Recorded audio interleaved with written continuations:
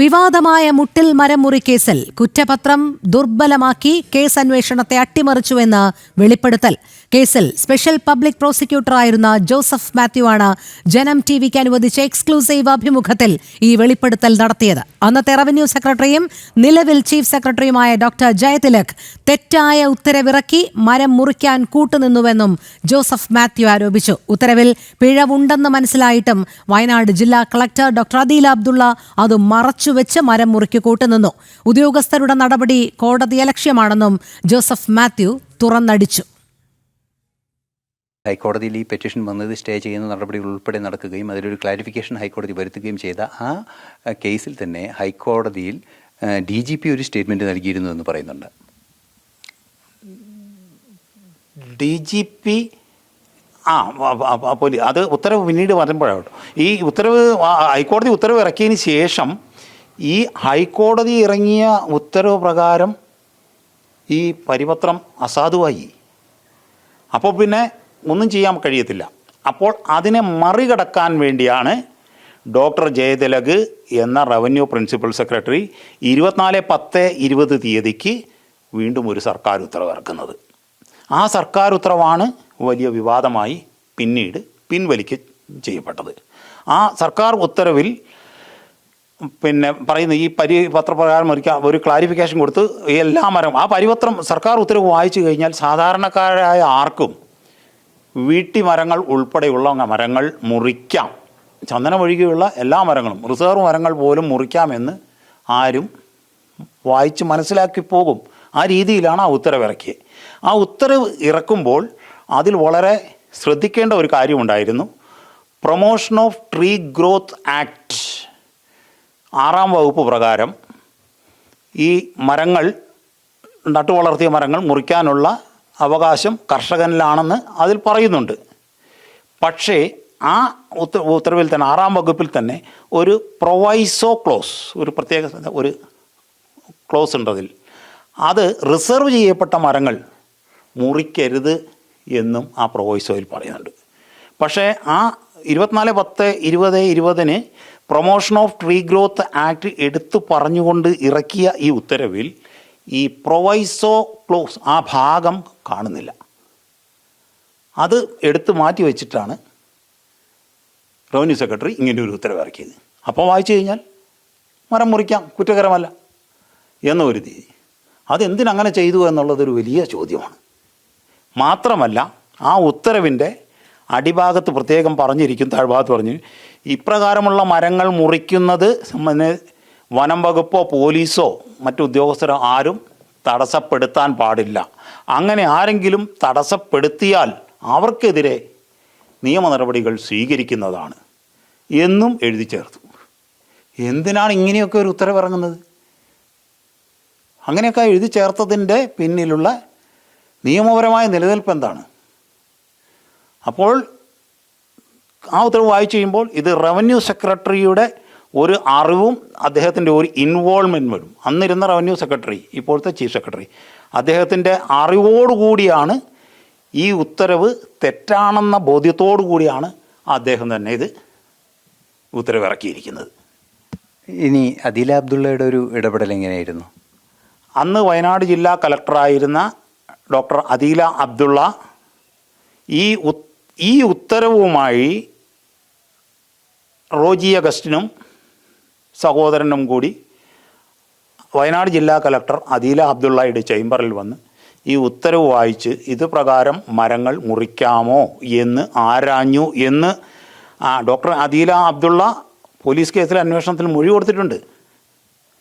അപ്പോൾ ഈ ഉത്തരവ് നിയമപരമല്ല എന്നുള്ളത് അവർക്കും അറിയാമെന്നാണ് ഞാനും മനസ്സിലാക്കുന്നത്. കാരണം 21/8/2020 ഹൈക്കോടതി ഉത്തരവ് അവർ കണ്ടിരുന്നു. അത് അവർ തന്നെ ഇറക്കിയ പ്രൊസീഡിങ് നോക്കിയാൽ വായിച്ചാൽ കാണാം. WPC 13/678/2020 നമ്പർ ഹൈക്കോടതിയിലെ പൊതുതാൽപര്യ ഹർജി തീർപ്പ് കൽപ്പിച്ച വേളയിൽ പറഞ്ഞിരുന്ന കാര്യങ്ങളെല്ലാം അദീല അബ്ദുള്ള എന്ന കലക്ടറുടെ അറിവിൽപ്പെട്ടിട്ടുണ്ടായിരുന്നു. അപ്പോൾ അവർക്കത് വായിച്ചു കഴിഞ്ഞാൽ മനസ്സിലാക്കത്തില്ലേ ഇത് കോടതി ഈ പരിപത്രത്തെ അസാധുവാക്കി, അപ്പോൾ നിയമപരമല്ല, അപ്പോൾ അതിൻ്റെ മുകളിൽ പിന്നീട് ഇറങ്ങിയ ഉത്തരവും തെറ്റാണ് എന്ന് അവർ വ്യക്തമായിട്ട് പറയേണ്ടിയിരുന്നു. പക്ഷേ അവർ റവന്യൂ സെക്രട്ടറിക്ക് ഒരു കത്ത് എഴുതി എന്ന് പറയുന്നുണ്ട്. ആ കത്ത് ഞാൻ കണ്ടിരുന്നു. ആ കത്തിൽ പറയുന്നത് എന്താണെന്ന് വെച്ചാൽ ഈ നിയമപരമായ കാര്യങ്ങളൊന്നും അല്ല പറഞ്ഞിരിക്കുന്നത്, മറ്റ് പല വിഷയങ്ങളുമാണ്.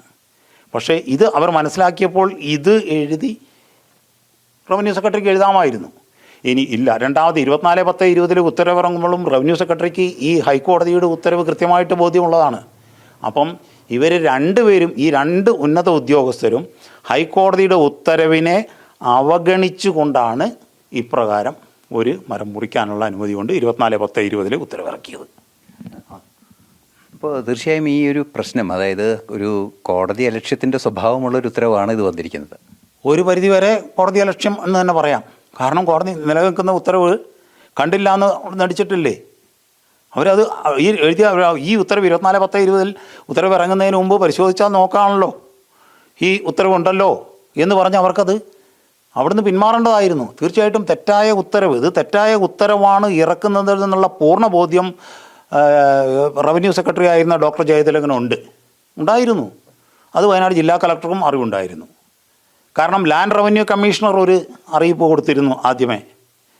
ഇത് ഈ ഹൈക്കോടതിയിൽ ഈ വിഷയം ഉള്ളപ്പോൾ ഇങ്ങനെ, അതുകൊണ്ട് പരിപത്രത്തിൻ്റെ ഓപ്പറേഷനെ തൽക്കാലം നടപടി എടുക്കണ്ട അതിൻ്റെ മുകളിൽ എന്ന് കത്ത് കൊടുത്തിരുന്നു. ഇതൊക്കെ ഉണ്ട്. ഇതെല്ലാം കണ്ടിട്ട് തന്നെയാണ് വീണ്ടും ഈ പരിപത്രം, ഈ ഉത്തരവ് ഇറങ്ങുന്നത് 24/10.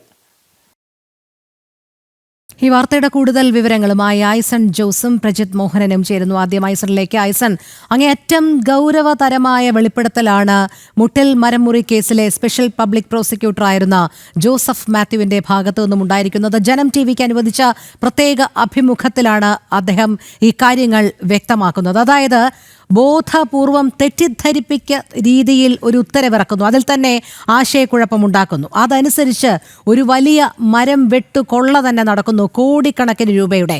അതിനുശേഷം ഈ കേസ് ദുർബലമാക്കുന്നതിന് വേണ്ടി കുറ്റപത്രത്തിലും അത്തരം ദുർബലമായ വകുപ്പുകൾ കൂട്ടിച്ചേർക്കുന്നു. അതായത് ഒരു ഉദ്യോഗസ്ഥ വൃന്ദം തന്നെ സർക്കാരിന്റെ ഒത്താശയോടുകൂടി ഈ മുട്ടിൽ മരം മുറിക്ക് പിന്നിൽ ഉണ്ടായിരുന്നു എന്ന് തന്നെയല്ലേ മനസ്സിലാക്കേണ്ടത്?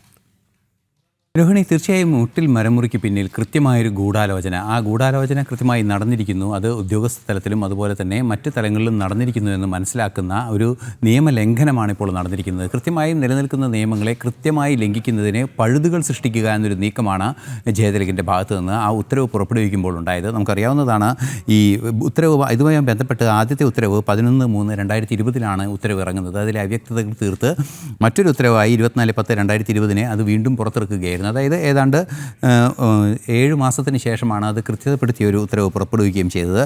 ഈ രണ്ട് ഉത്തരവുകളുടെയും ഭാഗത്ത്, അതായത് ഈ പ്രൊമോഷൻ ഓഫ് ട്രീ ഗ്രോത്ത് ആക്ടിൻ്റെ 6ാം വകുപ്പ് പ്രകാരമുള്ള 6ാം വകുപ്പിലെ തന്നെ ഒരു ഉപവകുപ്പായ ഈ രാജകീയ മരങ്ങൾ മുറിക്കരുത്, അല്ലെങ്കിൽ ഇത്തരത്തിലുള്ള മരങ്ങളും ചന്ദനമൊഴികെയുള്ള മരങ്ങളും മറ്റു ഇത്തരത്തിലുള്ള മരങ്ങളൊന്നും മുറിക്കരുത് എന്ന ഒരു കൃത്യമായ വകുപ്പിൻ്റെ ഒരു ഉപവകുപ്പിനെ കൃത്യമായും മാറ്റിവെച്ചുകൊണ്ട്, അല്ലെങ്കിൽ അത് ഒരു അജ്ഞതയിൽ നിർത്തുന്ന രീതിയിൽ അതിനെ മാറ്റിവെച്ചുകൊണ്ട് ഒരു ഓർഡർ ഇറക്കുകയായിരുന്നു. സ്വാഭാവികമായും ആ ഓർഡർ പ്രകാരം മരം മുറിക്കാനുള്ള ഒരു രീതി, അല്ലെങ്കിൽ അത്തരത്തിലൊരു സൂചന ലഭ്യമാകുന്ന, തെറ്റായ സൂചന നൽകുന്ന ഒരു ഉത്തരവ് പുറപ്പെടുവിക്കുകയായിരുന്നു. ആ ഉത്തരവ് പുറപ്പെടുവിച്ചതിൻ്റെ അടിസ്ഥാനത്തിൽ സ്വാഭാവികമായും ആ ഉത്തരവുമായി എത്തി ബന്ധപ്പെട്ട മരത്തിൻ്റെ ഉടമകൾക്ക് അത് മുറിക്കാനുള്ളൊരു അവസരം സാങ്കേതികമായി സൃഷ്ടിക്കുകയും ആ സൃഷ്ടിച്ച ചെറിയൊരു ഇടവേളയ്ക്കുള്ളിൽ വൻതോതിൽ മരങ്ങൾ മുറിച്ച് കടത്തുകയുമായിരുന്നു ചെയ്തത്. അതാണ് യഥാർത്ഥത്തിൽ ഈ കുറ്റകൃത്യം, അടിസ്ഥാനപരമായി ഈ കുറ്റകൃത്യം എന്ന് പറയുന്നത് ഈ ഉത്തരവ് പുറപ്പെടുവിക്കുന്നതിലെ ചില തെറ്റായ രീതികൾ അനുവർത്തിച്ച്, ഒരു പക്ഷേ അഴിമതി എന്ന് തന്നെ നമുക്ക് പറയാവുന്ന ചില രീതികൾ അനുവർത്തിച്ച് തെറ്റായ രീതിയിൽ ഉത്തരവ് പുറപ്പെടുവിക്കുകയും അത് ശരിയാകുന്നതിന് വേണ്ടി വീണ്ടും നടപടികൾ സ്വീകരിക്കുകയും അതിനിടയിലുണ്ടായ കാലഘട്ടത്തിനുള്ളിൽ വലിയ തോതിൽ മരം മുറിച്ച് കടത്തുകയും ചെയ്തു എന്നതാണ് അടിസ്ഥാനപരമായി ഈ കുറ്റകൃത്യത്തിൻ്റെ സ്വഭാവം. അതുകൊണ്ട് തന്നെ ഈ കുറ്റകൃത്യത്തിൻ്റെ സ്വഭാവത്തിൽ നേരത്തെ നമ്മൾ സൂചിപ്പിച്ചതുപോലെ ജയതിലക ഇത്തരത്തിൽ 2 തരത്തിൽ ഉത്തരവുകൾ പുറപ്പെടുവിക്കുന്നു. ആദ്യത്തെ ഉത്തരവിൽ ചില സാങ്കേതിക പ്രശ്നങ്ങളുണ്ട്, അല്ലെങ്കിൽ വ്യക്തത കുറവുണ്ട് എന്ന് ജില്ലാ കളക്ടർക്ക് തിരിച്ചറിയുകയും ചെയ്യുന്നു. അക്കാര്യം തന്നെ ജില്ലാ കളക്ടർ അദീല അബ്ദുള്ള കൃത്യമായി സാങ്കേതികമായ ചില ഇതിൻ്റെ നിലനിൽപ്പ്, അതിൻ്റെ സ്പഷ്ടീകരണം ആവശ്യമുണ്ട്, അല്ലെങ്കിൽ കൃത്യത വരുത്തേണ്ടതുണ്ട് എന്നത് ആവശ്യപ്പെട്ടുകൊണ്ട് എന്ന ഒരു പ്രശ്നം, അതല്ലെങ്കിൽ ഇത്തരത്തിലൊരു തെറ്റായൊരു വിഷയം ഈ ഉത്തരവ് കൊണ്ട് സാധ്യമാകുമോ മരമുറി എന്നൊരു സംശയം ഉടലെടുത്തതിൻ്റെ അടിസ്ഥാനത്തിൽ അത് ADM-നെ ഏൽപ്പിക്കുകയായിരുന്നു എന്നാണ് അദീല അബ്ദുള്ള തന്നെ അന്വേഷണ ഉദ്യോഗസ്ഥനായ VV ബെന്നിക്ക് നൽകിയ മൊഴിയിൽ വളരെ കൃത്യമായി പറയുന്നത്. സ്വാഭാവികമായും അവർക്കത് ആ വിഷയഘട്ടത്തിലും അറിയാമായിരുന്നു. മാത്രമല്ല പല കോടതി വിധികളുടെയും അടിസ്ഥാനത്തിൽ, അതായത് നിയമവിരുദ്ധമായ ഉത്തരവ് അല്ലെങ്കിൽ നിയമാനുസൃതമല്ലാത്ത ഉത്തരവ് പുറപ്പെടുവിക്കുകയാണെങ്കിൽ അത് തെറ്റാണെന്നും അതേ വിഷയം, അതായത് ഈ ഉത്തരവ് പുറപ്പെടുവിച്ച ഉത്തരവ് റദ്ദാക്കുന്നത്, ഹൈക്കോടതി റദ്ദാക്കുന്നത് ഈ അടിസ്ഥാന നിയമങ്ങളുടെയും വിധിന്യായങ്ങളുടെയും അടിസ്ഥാനത്തിൽ കൂടിയാണ്. അത്തരത്തിലുള്ള റദ്ദാക്കപ്പെട്ട ഒരു നിയമം വീണ്ടും പുനഃസ്ഥാപിക്കുന്ന അല്ലെങ്കിൽ ഒരു ഉത്തരവ് പുനഃസ്ഥാപിക്കുമ്പോൾ ഈ കാര്യങ്ങൾ മനഃപൂർവ്വം മറച്ചു വയ്ക്കുക എന്ന കൃത്യമായൊരു നീക്കമാണ് നടത്തിയത്. ഇവിടെയാണ് കോടതിയലക്ഷ്യത്തിൻ്റെയും നിയമലംഘനത്തിൻ്റെയും രണ്ട് സ്വഭാവമുള്ള കുറ്റകൃത്യം വന്നിരിക്കുന്നത്. ഹൈക്കോടതി പറഞ്ഞതനുസരിച്ച് നിയമങ്ങൾ പാലിക്കുന്നതിൽ നിന്നും വീഴ്ച വരുത്തുകയും അതൊരു കോടതിയലക്ഷ്യത്തിൻ്റെ സ്വഭാവമാവുകയും അതുപോലെ തന്നെ തെറ്റായ രീതിയിൽ ഉത്തരവ് പുറപ്പെടുവിക്കുകയും ചെയ്തു. ഈ രണ്ടു പേരെയും ഉൾക്കൊള്ളിക്കാതെ, അതായത് ഈ വിഷയത്തിൽ ഇത്തരത്തിൽ ഇൻവോൾവ്ഡായ ജയതിലകിനെയും ജില്ലാ കളക്ടറുടെയും ഒരു ഉൾക്കൊള്ളിക്കാതെ ഉള്ള ഒരു കുറ്റപത്രം സ്ഥാപിക്കുകയും